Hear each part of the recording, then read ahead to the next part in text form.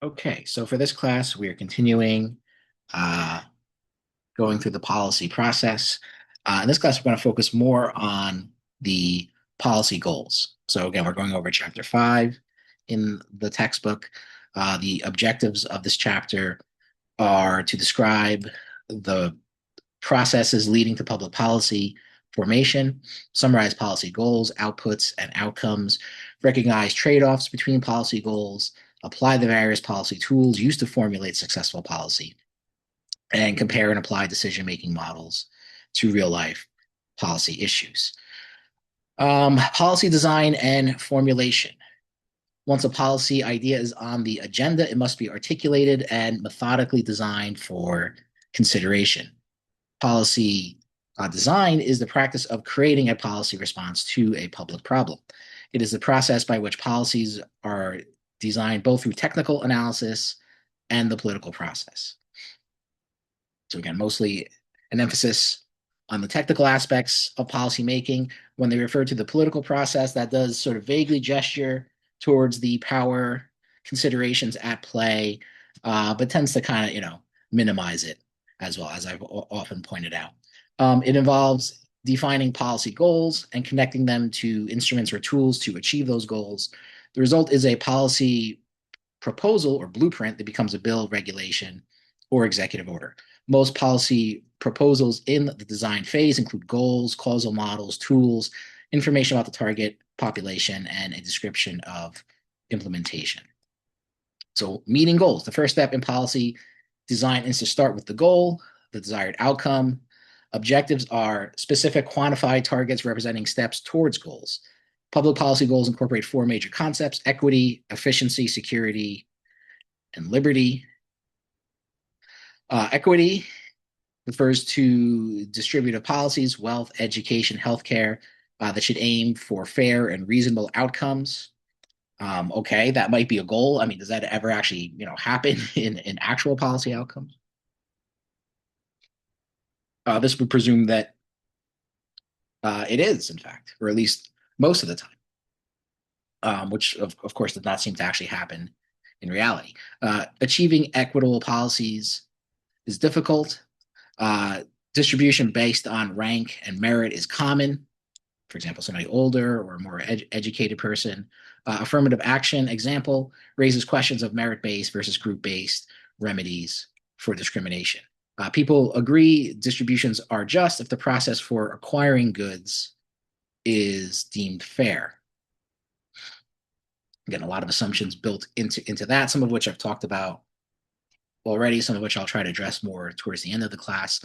Again, I try to summarize the chapter with very minimal commentary for the most part.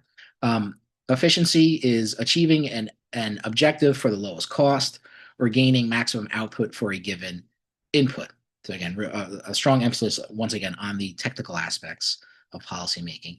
It is a means for attaining valued outcomes, not always the ultimate goal. The Government Accountability Office identifies waste and duplication, for example, the Department of Energy, radioactive waste cleanup. Arguments against policy based on inefficiency are often political rather than economic. Inputs, outputs, and outcomes. A results chain logic model identifies components of a successful policy, linear process from inputs to long-term outcomes. Again, this is the model of the state, which presents the state as being this sort of neutral arbiter or referee. Inputs go in the form of various pressures from outside placed upon the state, and then the outcomes, the policy come out. But the state itself is just a sort of neutral entity that kind of weighs different outputs or different inputs and then generates the outputs based on that. Whereas again, a Marxist view of the state would hold that the state is not a neutral instrument, that it is significantly biased in favor of the capitalist class or the group in society that basically has the most wealth and resources. Inputs, resources dedicated to a policy, money, staff, facilities, time, activities are actions taken by implementers to meet policy objectives. Outputs are the immediate, easily measurable effects of a policy, and outcomes, ultimate changes a policy yields.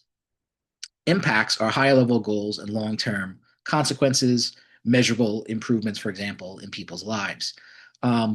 Example, sandwich making, inputs equals bread and toppings, outputs equals sandwich made, outcomes equals hunger satisfied, impacts equals person contributes more to society. So again, from this somewhat questionable model, the state is just engaging in this sort of neutral process of feeding into it inputs and delivering outputs based upon the inputs that are given to it.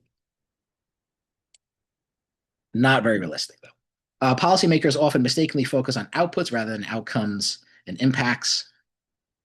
For example, more police officers versus actual crime reduction. Security and liberty. Security includes physical, economic, and psychological safety. The Bill of Rights protects citizens from government intrusion and ensures liberty, in theory, at least. There is a trade off between security and liberty, exemplified in social contract theory, and three great philosophers in that tradition of thought: Thomas Hobbes, John Locke, and Rousseau. Citizens surrender some liberties for greater security, for example, seatbelt laws, airport screenings, metal detectors in schools, wiretapping, etc. Conversely, people may reject greater security for more liberty, living in coastal areas despite hurricanes, gun ownership debate. So it presents policy as a sort of trade-off between security and liberty. But for who, right? I mean, different groups are going to perceive those things in a different way, and that's not really spelled out here. Developing causal stories, um, a story that explains cause and effect. Their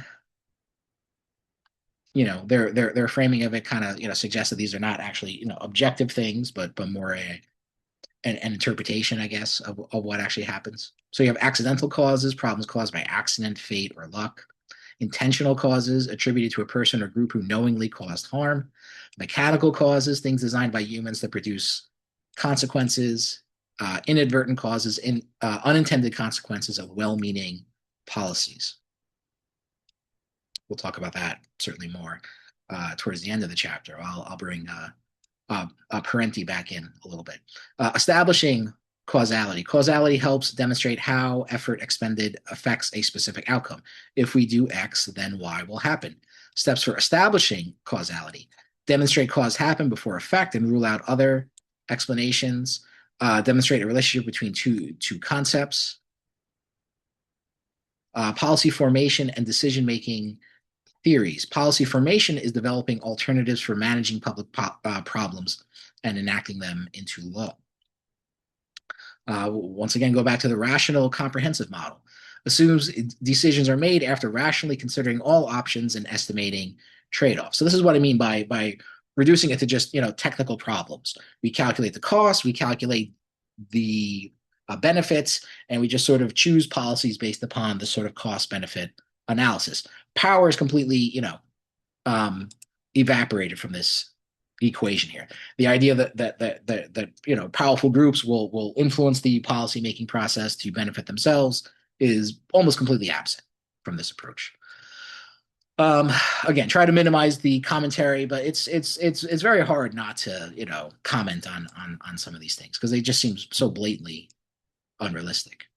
Steps: identify the problem requiring government action, choose evaluation criteria, goals, values, objectives. Now, again, I'm not saying that these things don't happen also, but they're happening in a structured environment, as I've tried to demonstrate in previous classes, that benefits essentially one group or one set of policies over another. But the structure, again, tends to create a bias towards one course of action to another, and that essentially most policy kind of follows the path of least resistance. If the structure is biased towards capital, then that means the policies that favor capital will receive less resistance than policies that basically favor labor. Therefore, you get to the outcome of most policies tending to favor capital. But that analysis isn't present really in most of the theoretical models that we've talked about. Ironically, the only one that really does bring it up Jessup's idea of structural relational analysis is completely excluded from the textbook. Again, you can keyword search the text. You won't find one reference to Jessup or Marx or anyone like that. So again, identify the problem requiring government action, choose evaluation criteria, identify alternatives, calculate risks and benefits of each alternative, measure alternatives against each other, choose the alternative that maximizes attainment of goals. Criticism. Design, decision makers cannot always define all aspects of a problem, assumes complete knowledge and accurate prediction of consequences.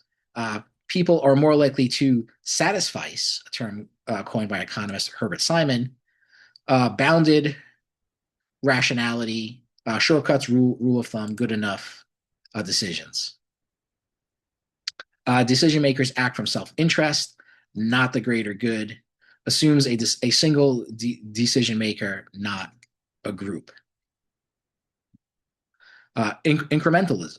Policies are formulated to continue previous policies or make gradual changes over time.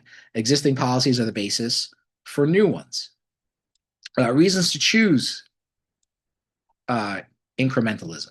This is a different theoretical approach than the rational model approach, the rational comprehensive model. Unable to predict consequences of sweeping change. Previous policies are effective or popular. Government finds it easier than developing policies from scratch. Gradual change gives target audience time to adjust. Drawbacks does not account for dramatic policy shifts from focusing events, does not explain long-range planning efforts. So the idea of policies basically just sort of build upon each other. And that is more decisive than these sort of cost-benefit analysis that you saw in the previous approach. Then you get to the garbage can model, something I don't think we've really talked about too much, or maybe I've referenced it. I haven't really gone into it a little bit. Assumes decision-making is irrational and uncertain, resulting in conflict over goals. Policymakers are disconnected and operate independently, which is they compare it to trying to herd cats, which you can't really do. Problems and solutions are thrown into the process without meaning or organization. Thus, the idea of the garbage can often results in organizational garbage. A solution seeks a problem. For example, a Florida bill to ban fracking when no fracking was occurring. So rather than problems dictating the solutions, people come up with solutions to problems that they say don't even exist. We'll talk more about that, this garbage can model. Policy tools, elements in policy design that cause the target audience to modify behavior to solve problems or attain goals. This includes inducements, changing behavior through rewards and punishments, sanctions, incentives, the so-called carrot or the stick, coercive policies, fining people, even jail time for not following a certain policy, non-coercive policies, tax credits, subsidies, things like that. Non-coercive tools rely on persuasion to change perceptions and behavior. They referenced Smokey the Bear. Policies can use multiple tools. They could be coercive and non-coercive, or different aspects of the policy. Choice of tools depend on feasibility, resources, and the target population. Actors in policy design and formulation. Government agencies provide research and expertise. GAO studies inform legislation. The president varies by leadership style. For example, Clinton's task forces versus George W. Bush's centralized inner circle. Presidents have different leadership styles. Some presidents like to rule, take more of a hands-on approach. Supposedly Bill Clinton was like that. Richard Nixon was like that. Lyndon Johnson was like that. Some presidents like to, delegate more, leave it up to other people. Ronald Reagan was supposedly like that, and Trump is supposedly like that too. But they're almost like, some people, I guess, critically would say that they're more like mascots than actual leaders. They're just like the figurehead, while other people are basically making all the real decisions. Congress, the primary responsibility, develops new legislation, provides oversight. Interest groups can write policy, and often do. Possesses deep technical knowledge, but also power to influence outcomes. The first reference to power here. Corruption, backroom politics. But again, doesn't really treat this as just sort of the normal functioning of the policymaking process. Treats this almost like it's like some sort of aberration or something like that, some sort of uh, departure from the norm. When really this is what the what the norm is. Think tanks, policy planning organizations, Brookings, Heritage, Cato, or well-known think tanks, conduct research and develop recommendations, influence nominations and policy as well. So again, they go back to this case study, the design and formulation of the Affordable Care Act. Obama created a causal link between policy goal, lower healthcare costs, and causes, emergency room visits, chronic illnesses. Concessions were made to pass the bill. A public insurance plan was dropped. Again, why do those concessions need to be made? Obama, when it did have large popular support, Obama included a coalition of key actors, doctors, insurers, pharma, labor unions, elected officials. Now, notice how the tendency is to sort of equalize all these groups. The insurance companies and the pharmaceutical companies don't necessarily have more power than labor unions in designing these laws and implementing these laws, which is just not true. They have significantly more resources at hand to influence the policymaking process at all levels. Took an incremental approach, maintained private insurance, focused on change to employee-sponsored insurance, Medicare, and Medicaid. Now, this incremental approach was, by the way, supposed to, continue to build on to something else. That the Affordable Care Act would be the first step in a larger process. But that never happened, right? There was no subsequent legislation really to expand upon the Affordable Care Act. What you got during COVID was sort of emergency measures that were deployed, but those have basically expired by now and have not been renewed under the current administration. So really, there has been no, if you want to take the most favorable view of the Affordable Care Act as the beginning of an incremental process to get to actual universal health care, that just never happened, right? It's been over 15 years since this law was passed, and there's been no substantial improvements upon the basic law since then.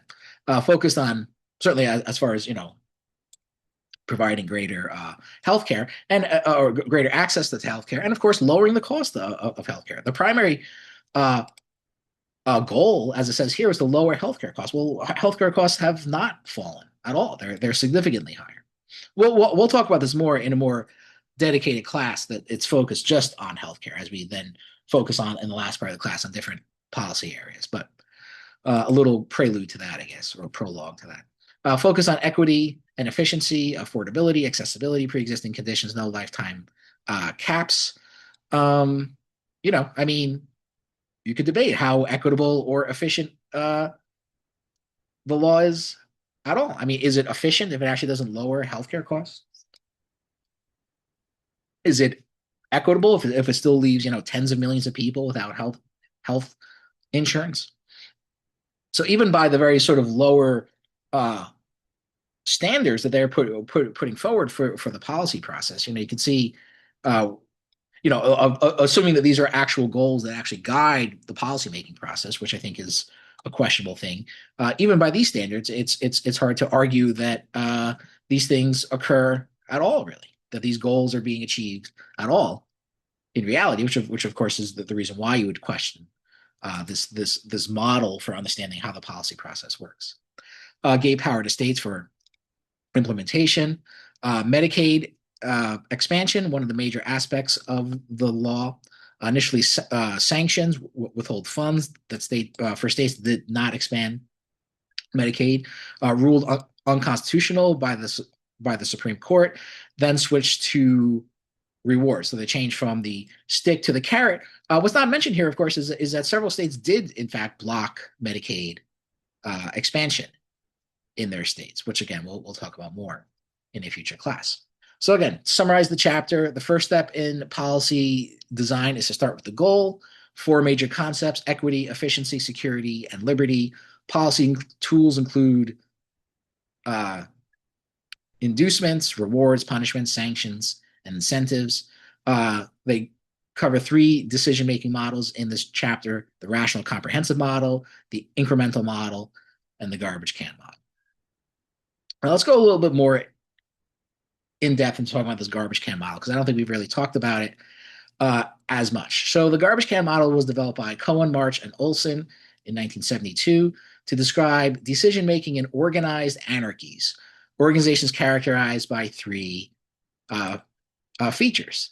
Problematic preferences, goals, and preferences are unclear, ambiguous, or in conflict. Unclear technology, the organization's own processes are poorly understood. Members don't fully know what the organization does or how it works. Fluid participation, different people come and go. Involvement is inconsistent and attention varies over time. In such settings, decision making is not a logical step-by-step process. Instead, it resembles a garbage can into which four independent streams are dumped. Problems, issues needing attention, solutions, potential answers, often developed before a problem is identified. Maybe you could say like tax cuts for like the wealthy, for example, is a solution looking for a problem,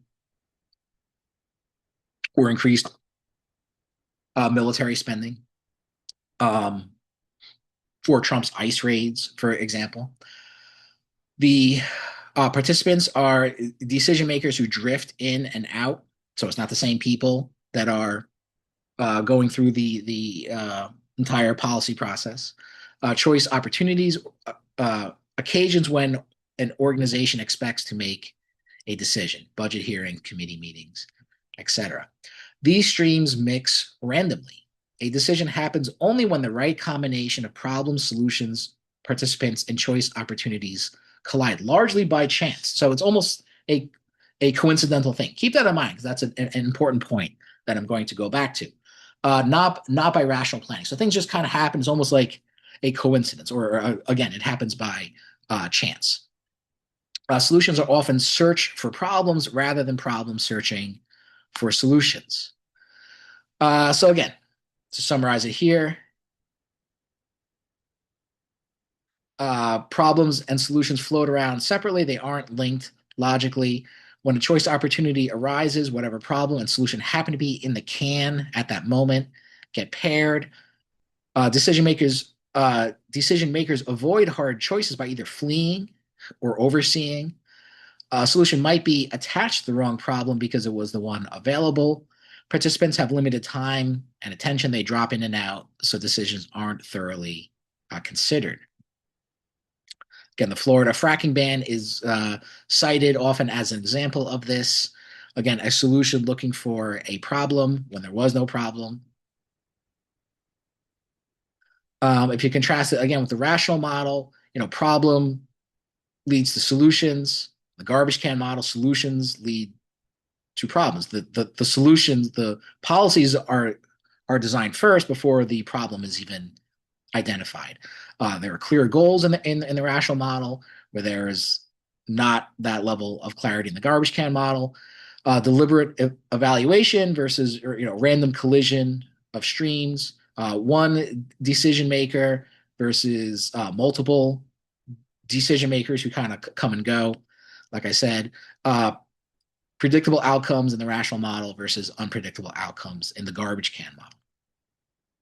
I'm going to switch again to Parenti to provide some contrast here. Now, again, you might see that the garbage can model, okay, it acknowledges that the policy process is not rational, and that might seem like a more sort of critical view of the policymaking process. And it is, but it's also very, limited in ways as well. So I'm going back to Parenti's book. This is actually the last chapter in his book, Democracy for the Few, 19 chapters. Most of the chapters are fairly short. So he talks about this idea of pluralism, which we talked about last class.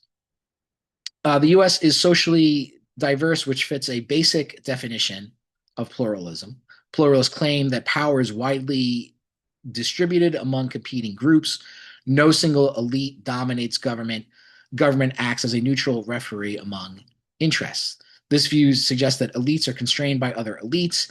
Any significant group can influence policy. So you may have elites in the business world, but in this view of things, well, they're balanced out by elites in the world of organized labor, union officials and things like that, and environmental groups, and other various groups. You don't have a clear sort of hierarchy of power that exists. They may all be groups that try to influence the policymaking process, but do they all have equal access? Do they all have equal resources? No. And the problem with many of these policymaking models is that they somehow all seem to filter out this kind of power hierarchy that exists. And you really have to kind of wonder why. Why are there's so many different theoretical models for understanding the policymaking process, but they all seem to ignore the most important thing, right? Which is the actual power dynamics which influence the policymaking process. Any significant group can influence policy. Evidence suggests that the U.S. is not truly pluralistic in this sense. Policies largely favor large investors and corporate interests. Social inequalities persist and often worsen. Wealth concentration increases while poverty also rises. Government is not neutral. It he says, serve those with the most resources and power. The power structure is entrenched, not fluid, organized through well-funded political and economic channels. Wealth is the key resource, provides access to influence institutions and decision makers. Limits of the pluralist perspective. Pluralist accounts ignore political repression of dissent, especially anti-capitalist voices, surveillance and harassment of activists, media concentration shaping pro-elite ideology, barriers in election like money and voter suppression. So the pluralist point of view completely gets all these things wrong, or just doesn't account for these things. Basically pretends like these things don't exist, when of course they do. The nature of elites. Elites are not omnipotent or perfectly coordinated. Sometimes are divided, small versus large capital, domestic versus global. There are points of conflict within the economic elite. However, they share a common interest in preserving capitalism. Conflict among elites rarely benefit the general public. So even if there are, conflicts among elites versus, free trade and things like that, the policies that are adopted or not adopted rarely work to benefit the general public. On conspiracy, the system is not a single secret conspiracy, but coordination among elites is real and ongoing. Historical examples of real conspiracies include the Vietnam War planning, which was revealed in the Pentagon Papers, Watergate, COINTELPRO, and Iran-Contra. Elites sometimes act covertly, sometimes act openly through institutional control. So Parenti is often dismissed as a conspiracy theorist, but he has a pretty interesting response to this, which is to say, well, if you don't believe that there is real coordination among the elites, then what are the alternatives to that? Which is basically the definition of a conspiracy. A secret act between between two or more people, often to pursue some sort of criminal goal, criminal enterprise, or something like that. So he refers the alternative to conspiracy theory to being some version of what he calls innocence theory. The idea that there is no conspiracy among the elites, there is no coordination among the elites.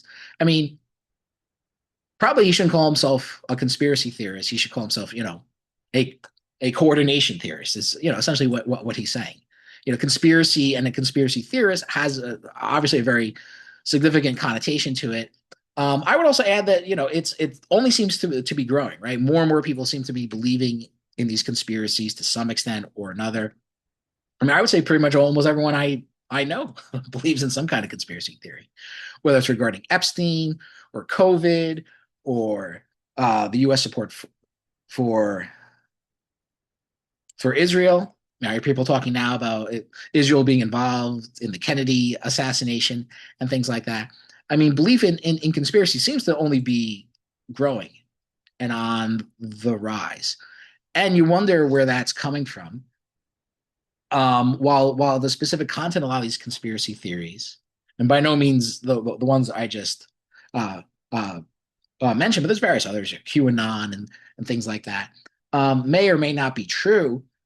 But what seems to be animating this is a widespread disbelief and mistrust people have of the government, of media, of elite institutions, and probably most of that distrust is actually probably quite a valid feeling. Where people sort of go with that afterwards may be they may kind of go off the rails a little bit, but their basic sort of mistrust of things seems to be a sentiment that could be validated and really has been to a large extent. Anyway, so what Parenti is talking about is to the extent there is coordination among the elites. And he says if you reject that, then you basically have to believe in some version what he calls innocence theory or various uh, derivatives of that. So he outlines a few, or I'll sort of paraphrase a few variants of this. He says there's momentary aberration theory. This theory suggests that unjust social arrangements and wrongful policies are just temporary, accidental deviations from an otherwise normal and just system. There's incompetence theory, sometimes called stupidity theory. This explanation attributes harmful outcomes to simple incompetence, mistakes, or bungling by leaders rather than to any conscious plan. Unintended consequences theory proposes that negative outcomes are unforeseen and accidental results of well-intentioned actions. Then you have what he calls innocent cultural proclivities theory. This explanation blames harmful policies on vague or benign cultural factors, avoiding the idea of deliberate intent. He also talks about things like coincidence theory, that it's just a coincidence somehow that all these policies seem to basically benefit the wealthy elites. Or if there ever is a policy passed that isn't to the direct benefit of the elite, it's so watered down that it doesn't really pose any real threat to their interests. I think that's an important thing that has to be taken into account as well when people often cite examples of policies that go against the interests of the capitalist class. It's like, well, yes, but how strong are those policies? Do they really represent a significant threat to the interests of the capitalist class, or are they pretty mild and watered down for the most part? I think most of the time you'll see that it's the latter. And there are other variations of this, but what his point is that if you reject the idea that there's any kind of coordination among the elites, then you're almost by default forced to pick one of these other theories to explain the outcomes of the policymaking process. And his point, and I tend to agree with him here, is that these alternatives are even less realistic than believing that there's some notion of coordination that goes on among the elites. Yes, I mean, which one of these sounds more realistic than just assuming that there is some kind of coordination that goes on among the elites, who of course are acting to preserve vast amounts of wealth that they have accumulated, and the power that they have, that's at stake here. Their social position, their power, everything relies upon them being able to preserve this. And of course, you're talking about coordination among a relatively small group of people as well. Now, I reference this now because I especially thought of this in light of the garbage can model. The garbage can model would again tell you that if bad policies come about, it's just based upon all these coincidental factors that all happen to be playing out at the same time. So even though it tends to undermine the notion that policymaking is this sort of rational technical process, it preserves the idea that there's no real intention behind these policies. That is not the result of, again, a coordinated effort on the part of elites to maintain their power and privilege, basically. So the garbage can theory gets that wrong, assuming, of course, that coordination exists. And I think there's more than enough evidence to suggest that there is. So again, I mean, it's amazing when you think about how many different theoretical approaches there are to understanding the policymaking process, and yet they all basically get the most important thing wrong, which is to understand, the entrenched interests which basically favor the capitalist class, and how the political structure itself uh, produces that bias as well. Instead, Parenti argues that there is continuous interaction between corporate leaders and government officials, occurs across most policy areas. When there are conflicts among elites, they are often resolved through collusion or compromise, and of course, typically exclude public interests. Big business dominance comes from lobbying and campaign finance and their structural economic power, again, which produces a bias basically in favor of capital over labor. Because business controls the economy, government becomes dependent on it. National interest becomes aligned with corporate interest. Business goals, profit, cheap labor, expansion shape policy. Government intervention supports capitalism, not socialism. There is no government policy that is furthering socialism in the United States. It's all basically to the benefit of capitalism, even when it includes, you know, uh, small reforms like a minimum wage and things like this. I mean, these could all be argued that they are, if not for the goal of preserving capitalism as a system, at least are so, like I said, watered down and mild in their effect that they don't really pose any real threat. Instituting a minimum wage is not going to collapse the capitalist system. Abolishing the wage system, which is, by the way, what Marx argued for, would be a threat to capitalism. So you could argue how passing a minimum wage law, um, if it doesn't actually help to preserve capitalism, it doesn't do anything to really undermine it either. And again, when you see most government intervention, particularly in the economic sphere, it's in some cases nationalized failing industries, which you don't see as often in the United States, but you do see in other countries like the United Kingdom, for example, at least prior to Margaret Thatcher. Privatizes profitable ones. The public bears risk. Private actors retain the profits. Again, you could apply this to the financial crash in 2008. This results in socialism for the rich, public debt benefiting wealthy creditors. Again, reforms have occurred, but they were only won through struggle, not elite generosity. Capitalists often resisted reforms. Those who want change often lack power. Those with power oppose change. And again, Parenti is a little more optimistic about the hard fought struggles that have occurred. But I would take somewhat of a more pessimistic view and say even when these reforms have occurred, again, they didn't really pose any real threat to the capitalist system as a whole. And again, I think maybe the minimum wage versus abolishing all wage labor is maybe the easiest illustration of that. Resources are used for profit, not public welfare. Corporations generally do not provide affordable housing, eliminate poverty, or protect the environment. Social problems are seen as outcomes of a system driven by profit, not by need. So profit comes first, basically.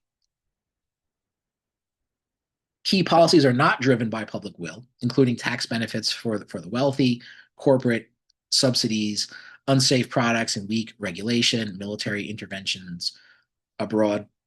Public is often not consulted or must struggle even to become informed about these things going on.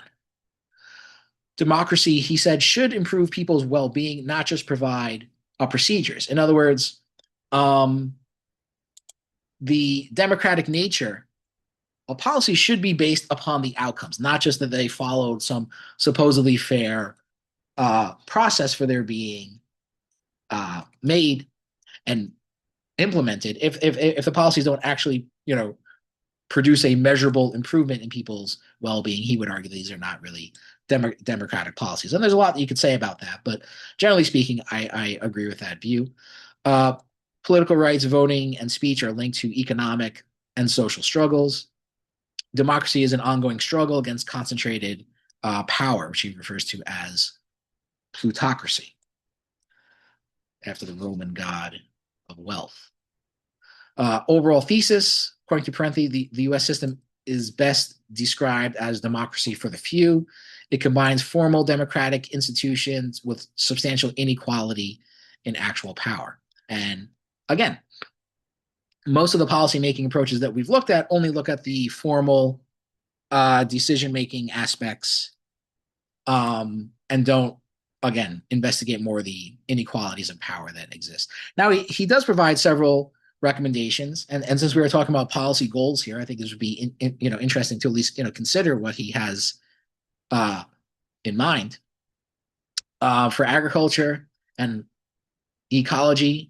Redirect subsidies from agribusiness to small farmers, promote organic farming, phase out harmful chemicals and GMOs, break up or nationalize large agribusiness monopolies, invest in conservation, recycling systems, sustainable energy, oppose environmentally harmful alternatives, expand public transit,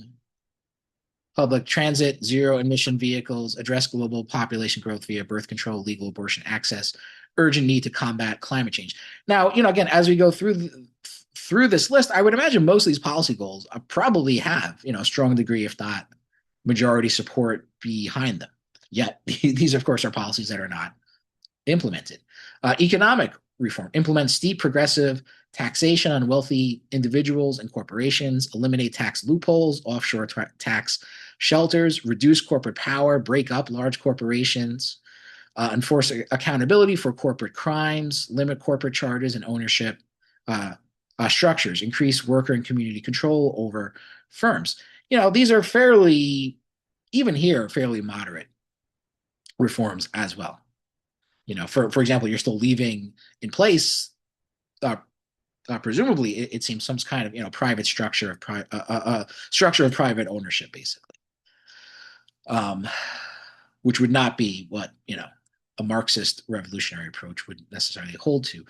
Electoral system reform, publicly finance all political campaigns, impose strict limits on campaign spending, introduce proportional representation, abolish the electoral college, ensure easier ballot access, fair election administration, expand voting access, paper ballots for transparency, grant statehood to Washington, D.C. as well. Employment and public production, launch large-scale public job programs, infrastructure, housing, environmental restoration, expand public production of goods and services, nonprofit or oriented, increase employment while reducing reliance on private profit. Fiscal policy, spending policy, basically, of the government. Reduce national debt by taxing the wealthy instead of borrowing from them and then paying them back with interest. Again, interest on the U.S. national debt is now over or just about $1 trillion a year. End corporate subsidies, public control of money supply, reducing reliance on the Federal Reserve, redirect investment toward public needs, gender, racial, and criminal justice, end discrimination across institutions, strengthen protections for women, minorities, LGBTQ plus individuals, children, release political prisoners, nonviolent drug offenders, healthcare and safety, establish universal single-payer healthcare, redirect funds from private insurers to patient care, expand enforcement of workplace safety, consumer protection laws, labor law, protect union organizing rights, ban permanent replacement of striking workers, penalize anti-union employers, repeal right-to-work laws, raise minimum wage to a living wage. So again, keeping in place the wage system. So Parenti is, I guess he sees these as more, practical reforms that can be made, even if they're not the most revolutionary thing that could be done. Repeal free trade agreements and undermine sovereignty. That's another interesting one. Military spending, reduce military budget by eliminating waste, corruption, and excess programs. Shift funds to domestic needs, promote nuclear disarmament, and costly foreign interventions. Regarding the national security state, ban covert operations against domestic and foreign movements and support for oppressive regimes. Lift sanctions on non-aligned countries. Strengthen transparency. enforce freedom of information laws, for example. News media reform, treat media as a public resources, require free airtime for all political viewpoints, equal coverage for candidates, democratize debates, include civil society groups, not just pundits, people that work for these organizations like CNN and stuff. Social Security and taxation makes Social Security more progressive, lower the payroll tax rate, remove income cap on taxation, close tax loopholes, shift tax burden from poor to wealthy. Transportation and infrastructure, build high-speed rail system, invest in water systems, bridges, energy grids, create a national bank to fund infrastructure. So quite the list. And like I said, if you go through that list point by point, I would imagine most of these policies are probably supported by a large, if not, again, the vast majority of the public. Yet for decades now, the government has not been able to get these policies passed. Is it because they're not rational? Is it because they're lacking some sort of technical feasibility or something like that? They're lacking knowledge, or in the garbage can model, it's just the coincidental randomness of events that produces these policy outcomes. It's just like the stars haven't aligned yet, I guess, apparently, to produce those things. Or you could take what I would consider to be a more realistic approach, which is that there is a coordinated effort on the part of economic elites, i.e., the capitalist class, to make sure that these policies do not get passed, or if they do, that they're so, again, watered down that they are not really effective and don't really produce any real great benefit for the public. But all right, so that's it. So take care, everyone.